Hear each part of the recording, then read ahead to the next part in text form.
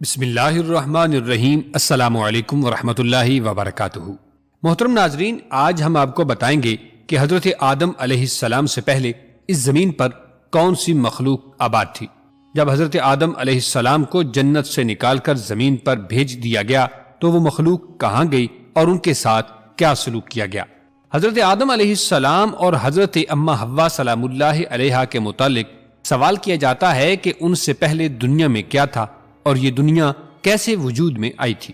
محترم ناظرین، یہ بھی بتائیں گے کہ حضرت آدم علیہ السلام سے پہلے اس دنیا میں کون سے پیغمبر آئے تھے، حضرت آدم علیہ السلام جنت سے زمین پر کہاں اتارے گئے اور حضرت آدم علیہ السلام کی تخلیق مٹی سے ہی کیوں ہوئی اور وہ مٹی کہاں سے لائی گئی تھی، حضرت آدم علیہ السلام نے دنیا میں زندگی کیسے گزاری اور جنت سے اترنے کے بعد جنت سے اپنے ساتھ کیا چیز لے کر آئے تھے، اور یہ بھی بتائیں گے کہ حضرت آدم علیہ السلام کی وفات کب اور کیسے ہوئی۔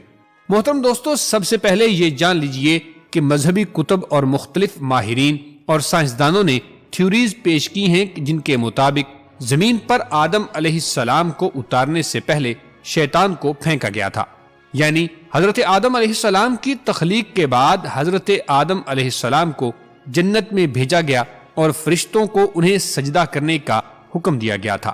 اس پر شیطان نے انکار کر دیا، جس وجہ سے ابلیس کو جنت سے نکال کر زمین پر پھینک دیا گیا، جہاں ہزاروں سال یہ روتا رہا اور پھر اس نے اللہ تبارک و تعالی سے قیامت تک مہلت لے کر اولاد آدم کو راہ راست سے بھٹکانے کی کوشش کی۔ محترم دوستو، ابلیس ایک جن تھا اور آگ سے بنا ہوا تھا، اس لیے قیاس کیا جاتا ہے کہ زمین پر حضرت آدم علیہ السلام سے پہلے جنات موجود تھے۔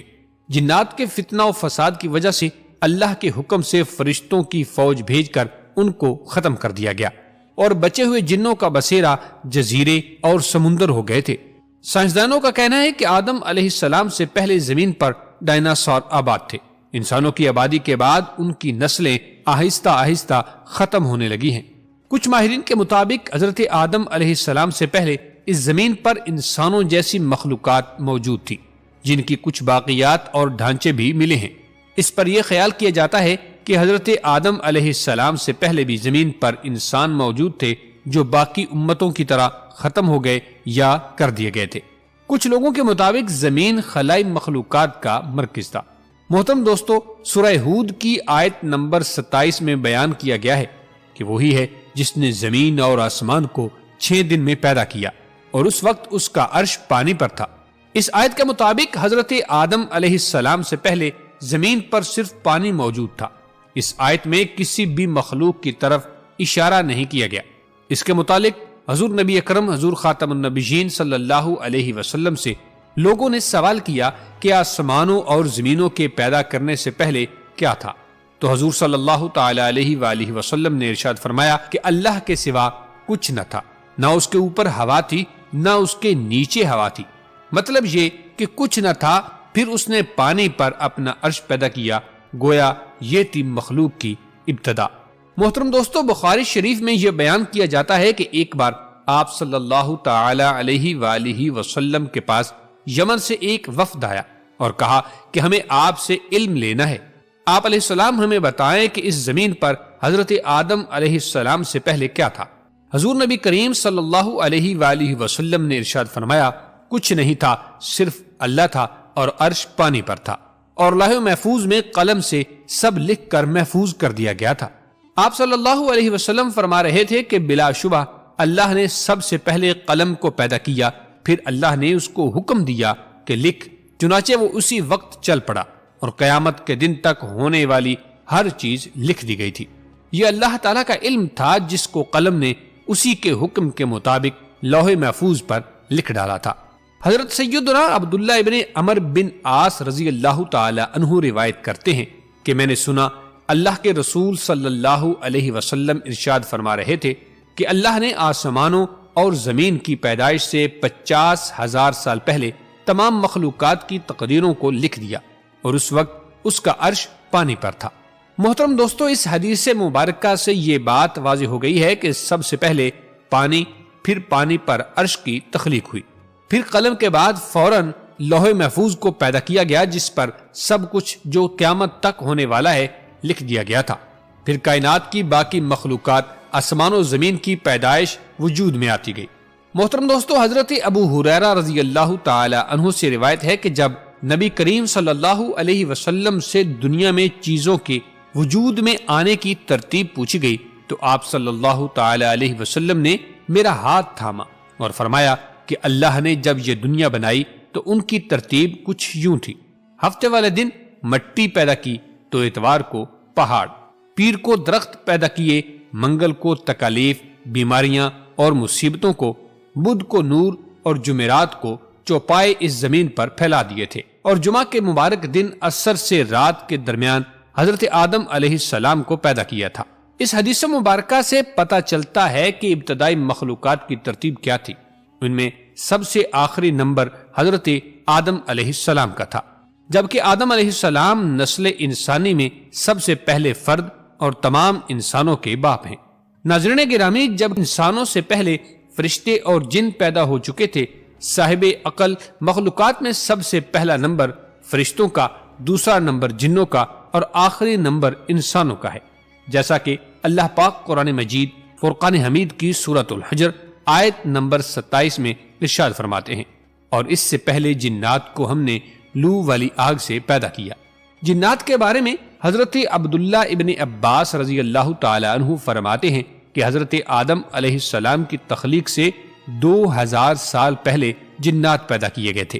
وہ ہماری اس زمین پر آباد تھے، مگر آہستہ آہستہ اور فتنہ و فساد میں مبتلا ہوتے گئے، اور جب وہ حد سے بڑھ گئے اور ناحق خون بہانے لگے تو اللہ تبارک و تعالیٰ نے ان کی طرف فرشتوں کا ایک عظیم لشکر بھیجا، جن سے جنات اور فرشتوں کے مابین زبردست مارکہ آرائی ہوئی، اور اس مارکہ آرائی میں جنات کو تہس نہس کر دیا گیا، اور وہ پناہ لینے کے لیے سمندر کے جزیروں، جنگلات اور پہاڑوں پر چلے گئے تھے۔ ان کو زمین کے ہر حصے سے نکال دیا گیا، چنانچہ آج تک ان کے رہنے کی جگہ یہی جزیرے، جنگلات اور پہاڑ ہیں۔ محترم ناظرین، یہاں آپ کو یہ بھی بتاتے چلیں کہ آدم علیہ السلام کی تخلیق مٹی سے ہی کیوں ہوئی اور وہ مٹی کہاں سے لائی گئی تھی۔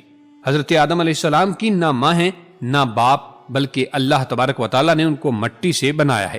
روایت ہے کہ جب اللہ نے آپ کو پیدا کرنے کا ارادہ فرمایا تو حضرت اسرائیل علیہ السلام کو حکم دیا کہ زمین سے ایک مٹھی مٹی لائیں۔ اللہ کے حکم کے مطابق حضرت اسرائیل علیہ السلام نے آسمان سے اتر کر زمین سے ایک مٹھی مٹی اٹھائی تو پوری روئے زمین کی پرت چھلکے کی مانند اتر کر آپ کی مٹھی میں آ گئی تھی، جس میں مختلف رنگوں، مختلف کیفیتوں والی مٹی تھی، یعنی سفید، سیاہ، سرخ، زرد رنگ والی، نرم و سخت، شیریں اور تلخ، نمکین اور پھیکی، سب کیفیتوں والی مٹیاں شامل تھیں۔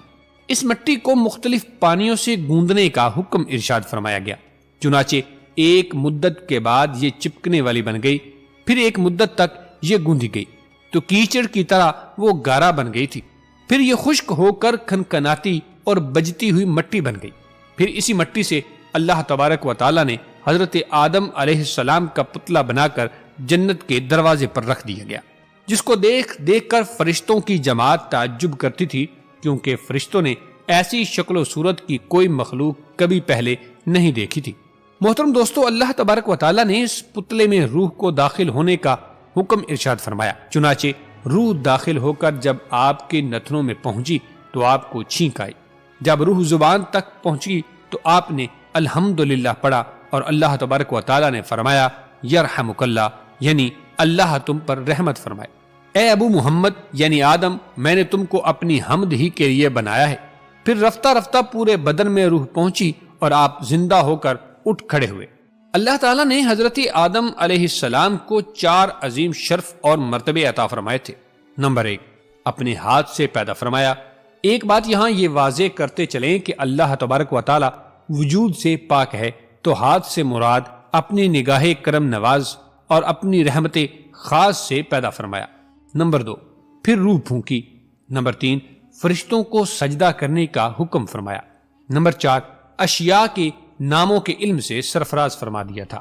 دوستو، مختلف مذاہب کی کتابوں میں یہ لکھا ہے کہ ابلیس یعنی شیطان جن تھا، اور اللہ تعالیٰ نے اس کی عبادات کے باعث اسے فرشتوں میں شامل کر لیا تھا اور اسے ان کا سردار بھی بنا دیا تھا۔ اس کے بعد اس کی ریاضت کا سلسلہ جاری رہا۔ اس کائنات کا کوئی ایسا چپا یا کوئی ایسا ٹکڑا نہیں جس پر ابلیس نے سجدہ نہ کیا ہو۔ یہ ان سجدوں، ریاضتوں اور عبادات کا نتیجہ ہی تھا کہ اللہ تبارک و تعالیٰ نے ابلیس کو فرشتوں کا سردار بنایا۔ لیکن پھر شیطان غرور کا شکار ہوا، اس نے مٹی کے پتلے یعنی حضرت آدم علیہ السلام کو سجدہ کرنے سے انکار کر دیا۔